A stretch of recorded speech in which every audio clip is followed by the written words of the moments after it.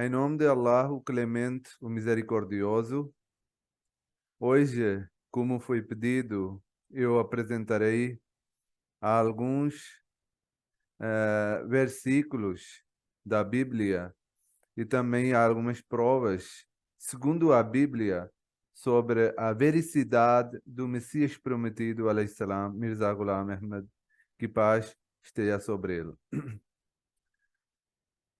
Antes de tudo, nós precisamos entender que quando nós falamos dos profetas, quando nos falamos dos enviados pelo Deus Todo-Poderoso, tem certos critérios, certas regras que são estabelecidas desde início, para nós julgarmos a veracidade de qualquer um profeta.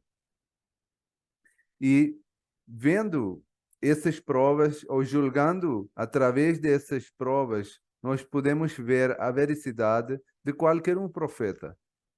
Não só profeta Muhammad, que paz de Deus esteja sobre ele, ou profeta, ou Jesus Cristo, que paz de Deus esteja sobre ele, ou Messias prometido, alayhi salam. Então, primeiro, e antes de tudo, uma coisa que é estabelecida nos todos os livros divinos, tanto na Bíblia quanto Torá e também no Sagrado Alcorão, que é uma coisa comum, por isso eu mencionei também o Sagrado Alcorão, é que Deus Todo-Poderoso tem dito bem abertamente que os profetas verdadeiros sempre terão sucesso. E não só isso, mas por outro lado, os profetas que são falsos vão ser destruídos. E isso não é só apresentado num versículo ou num lugar, mas tem vários lugares que falam sobre isso. Falam sobre a destruição que pode ser feita com o profeta que é falso. Eu coloquei aqui duas referências. Primeiro é de Deuteronômio, capítulo 18, versículo 20, em que é escrito: porém, o profeta que presumir soberbamente de falar alguma palavra em meu nome, que eu lhe não tenho mandado falar, ou que falar em nome dos outros deuses, o tal profeta morrerá. É óbvio que todo ser humano morre, né? Mas quando na palavra de Deus é usado como morrer nesse sentido, é sempre quer dizer destruído, morrer numa forma miserável, numa forma em que o seu nome, metaforicamente, ele será morto. E depois, o mesmo contexto está escrito no outro livro da Bíblia também, Jeremias, no capítulo 14, versículo 40, versículo 14 também, em que é mesmo contexto em que está escrito que todos os mentirosos, sejam profetas, os que falam em nome de Deus uma mentira, vão ser destruídas, vão acabar. Então, isso também está escrito no Sagrado Alcorão. Também Deus fala que os verdadeiros terão sucessos. E santo profeta, foi falado na verdade para o santo profeta, que se ele tivesse falado algo mentira, uma mentira sobre mim, sobre Deus, Deus disse que iria pegar do pescoço e iria matar, iria acabar com. Então ele que é o mais próximo, se ele não pode falar uma mentira, veja uma pessoa qualquer, ou um profeta, se falar mentira, iria, em nome de Deus, né? Então não seria profeta nesse caso, né? Ele seria destruído. E outra coisa muito importante também, que é uma regra pré-estabelecida também sobre os profetas, é que suas orações são aceitas, tanto na Bíblia quanto no Sagrado Alcorão, isso também é escrito, né? Por exemplo, um versículo do João, livro João, capítulo 9, versículo 31, é escrito: ora, nós sabemos que Deus não ouve a pecadores, mas se alguém é temente a Deus e faz sua vontade, a esse Deus ouve, né? Então, esse também é um versículo que fala que Deus Todo-Poderoso escuta as orações.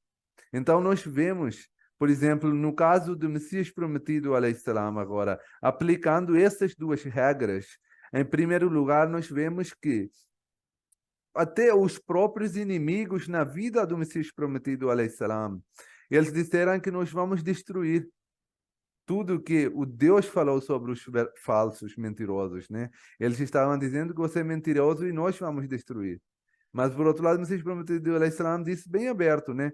Que se eu for falso, vocês nem precisam preocupar, porque Deus será suficiente para mim. Mas se eu sou verdadeiro e que eu sou verdadeiro, então precisam preocupar.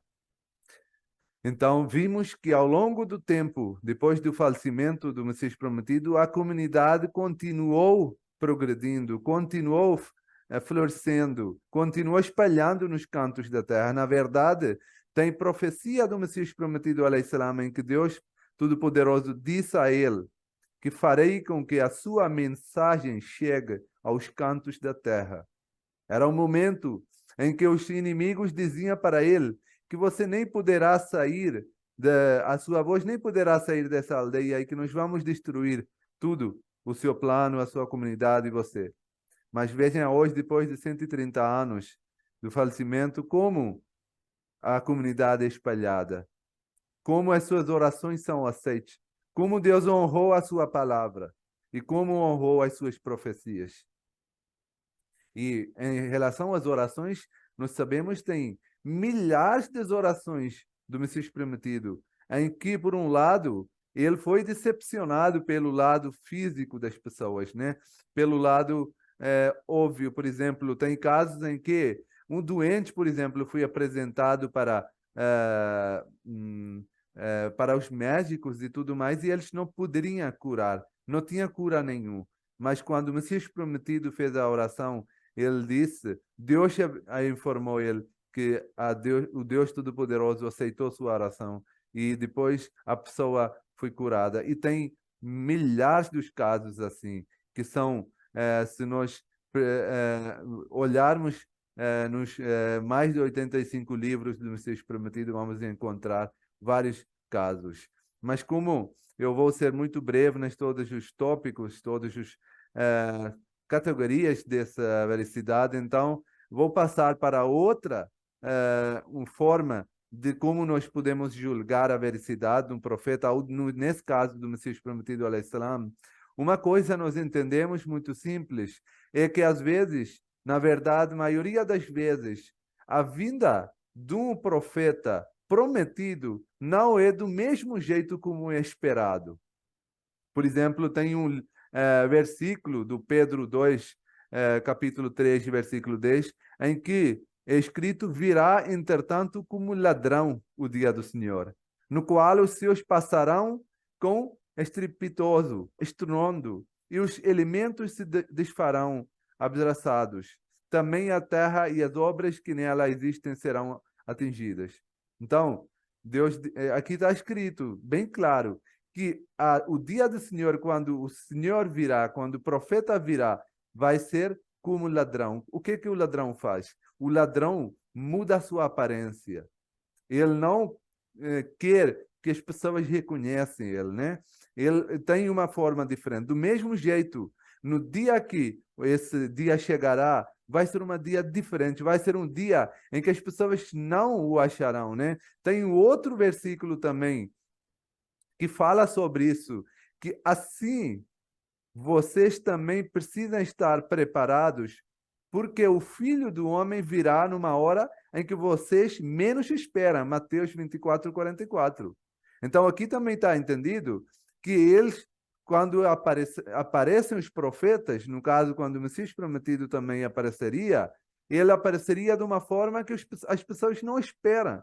Se hoje, por exemplo, as pessoas estão esperando que virá descendo do céu, é uma forma completamente errada. Em primeiro lugar, não houve nenhuma descendência, não houve nenhuma descensão dos profetas do céu para a terra. E, por outro lado, também, como foi falado, que vai ser uma vinda que ninguém está esperando, né?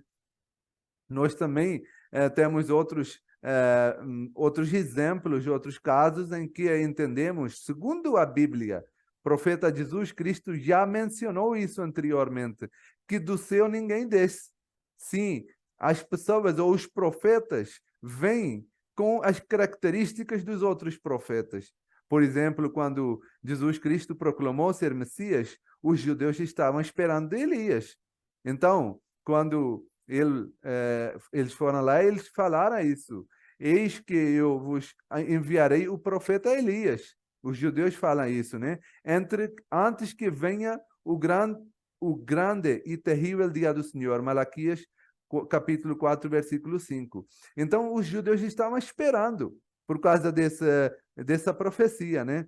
Mas quando Jesus falou para eles que não era ele que viria, porque ele não está no céu, Elias, né, no caso, mas sim era João Batista, ele apresentou João Batista como Elias. Tem o versículo de Mateus 17, versículo 13. Então os discípulos entenderam que era do João Batista que ele tinha falado. O nome é de Elias, que Elias terá descer do céu. Mas Jesus falou abertamente que João Batista é o Elias e ninguém descerá do céu. E dos outros versículos também que foram mencionados, entendemos claramente que não aparecerá uma vinda como esperado pelas pessoas.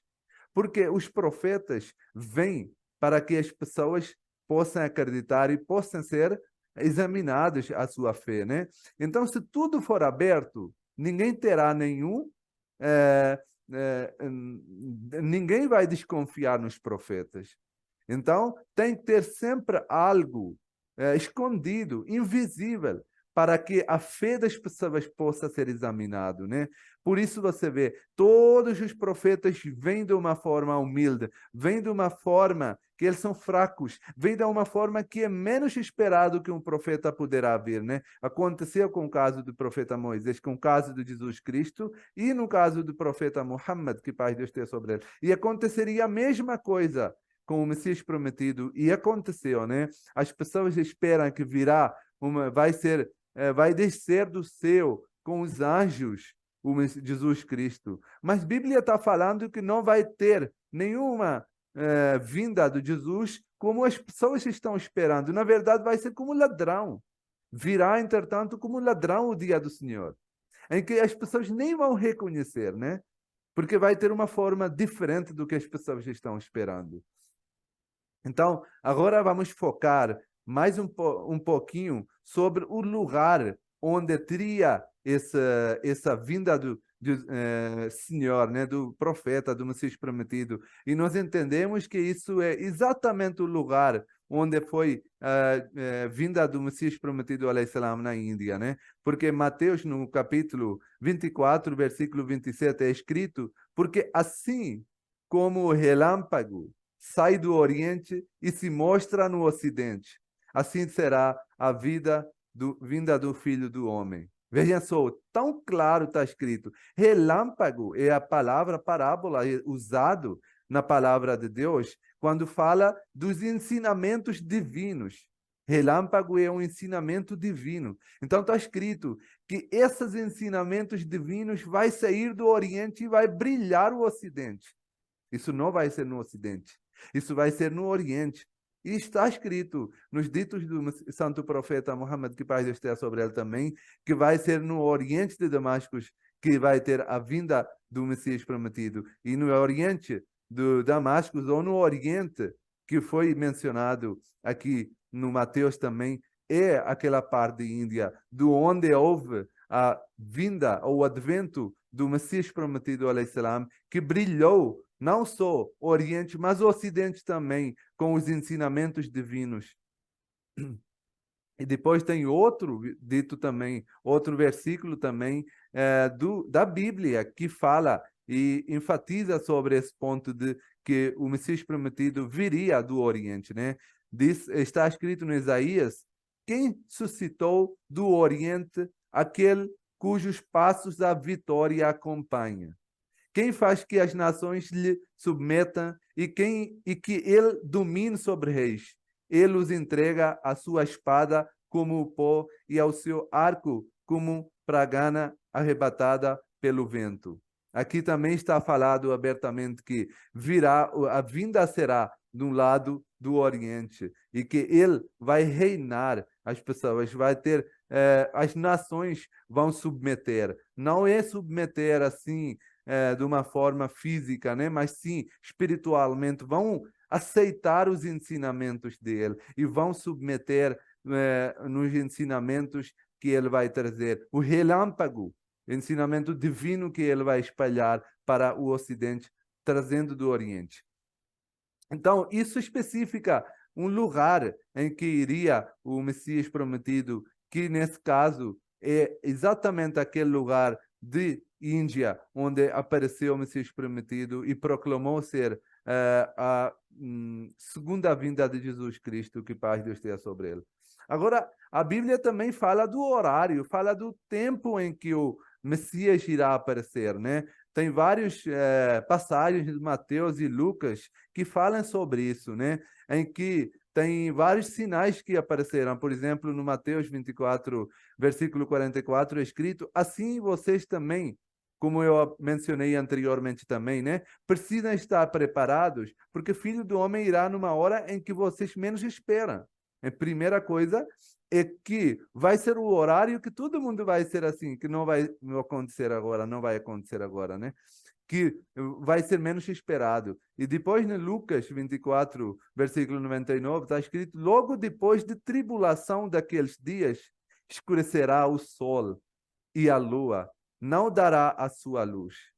Escurecerá o sol e não dará e a lua não dará a sua luz. As estrelas cairão do céu e os poderes dos céus serão abalados.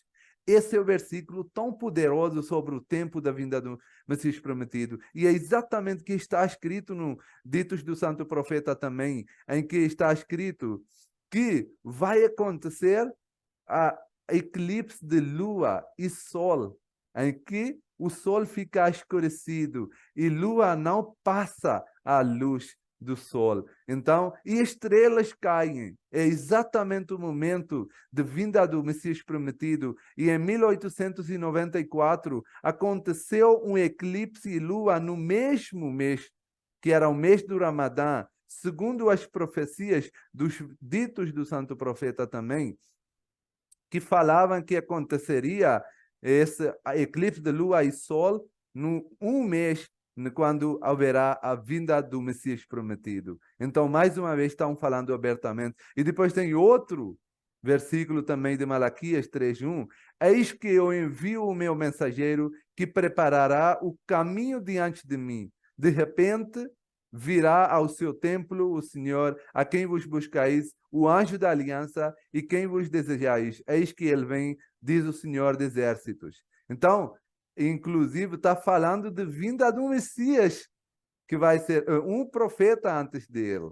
Ele disse que antes de vinda, minha segunda vinda, eis que eu envio um mensageiro. Antes da vinda do Jesus Cristo, segunda vinda, terá um mensageiro, entendeu? Que preparar o caminho. Então, o santo profeta Muhammad, que paz de Deus esteja sobre ele, veio trazendo a lei, trazendo o livro sagrado Alcorão. E ele que está sendo mencionado aqui, é ele que está sendo profetizado nesse versículo. E depois tem outro versículo também de Daniel falando sobre isso. E desde o tempo em que o contínuo sacrifício for tirado e posta a abominação desoladora, haverá 1290 dias.